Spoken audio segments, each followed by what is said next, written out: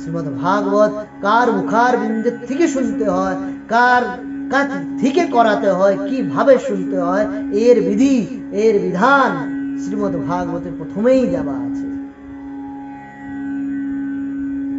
শ্রীমদ্ ভাগবত করার অধিকারী কে? এই ব্যাস পিঠে বসার অধিকারী কে? শ্রীমদ্ ভাগবতেই লেখা আছে। শ্রীমদ্ ভাগবতে কি লেখা আছে? বিরক্তো বৈষ্ণবো বিপ্রো বেদ শাস্ত্র বিশুদ্ধিকৃত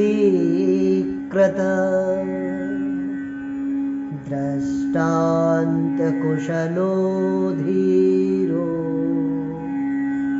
वक्ता कारेति निस्पृह विरक्तो वैष्णवो विप्रो वेद शास्त्र विशुद्धिकृत। প্রথমেই বলছে বিরক্ত। বিরক্ত মানে যার কোনো লোভ, যার কোনো লালসা নেই, বক্তা সেরম হওয়া চাই। যে ভাগবত করার জন্য আপনার সাথে কোনো মূল্য বলবে না, যে আপনাকে কথা শোনাবার মূল্য চাইবে, সে বক্তা না। হ্যাঁ, বক্তার সাথে যে তার ওনার সহযোগীরা, এই সঙ্গীত আচাররা, আচার্যগণ, ব্রাহ্মণ, আসা যাওয়া যে একটা খরচা, সেগুলো তো একটা ভৌতিক জিনিস। সেগুলো ছাড়া যদি কেউ নিজের জন্য কি ভাই আমি ভাগবত করার এত টাকা নেই, তো সেই ভক্তা বক্তা না, সেই বক্তা হচ্ছে ভোক্তা। সেই বক্তার থেকে শুনলে কোনো উদ্ধার হবে না। কেন? সে নিজেও লোভী, আপনাকেও লোভী বানাবে।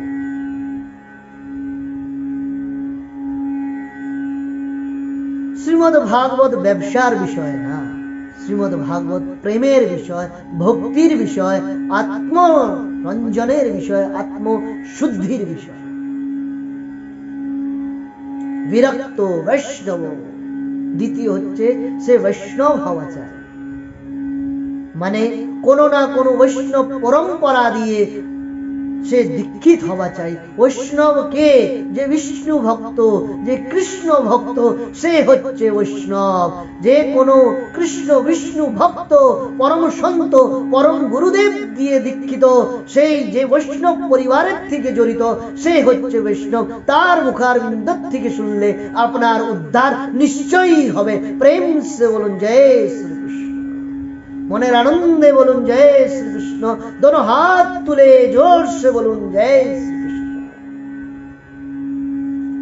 তো যে কোনো না কোনো বৈষ্ণব পরিবার দিয়ে, যে কোনো পরম্পরা দিয়ে দীক্ষিত, তার মুখের বিন্দের থেকে এই হরি কথা, এই ভগবত কথা শুনতে হয়।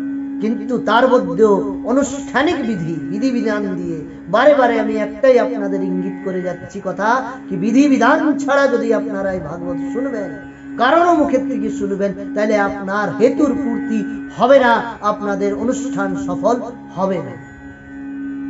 আর সর্ব মুখ্য কথা, আপনাদের যে পূর্বজের উদ্ধারের জন্য করাচ্ছেন, সেই পূর্বজেরও মুক্তি হবে না, পিতৃদোষ থেকেও আপনারা যাবেন।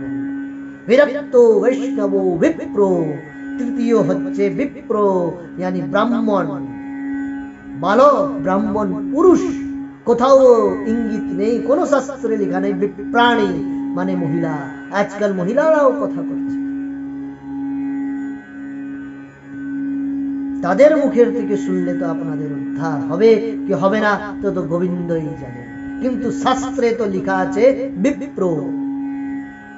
আর আজকাল এই ব্যাসপীঠে অন্যান্য জাতিরাও বসে যাচ্ছে।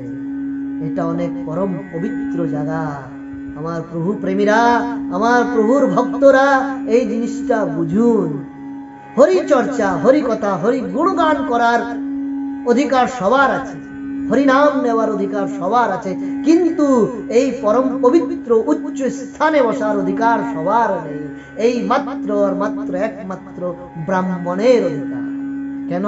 এটা হচ্ছে একটা যজ্ঞ, শ্রীমদ্ ভাগবত সপ্তাহ জ্ঞান যজ্ঞ।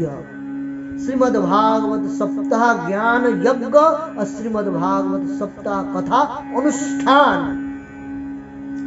যজ্ঞ করার আর যজ্ঞ করাবার অধিকারী একমাত্র হচ্ছে বৈষ্ণব ব্রাহ্মণ।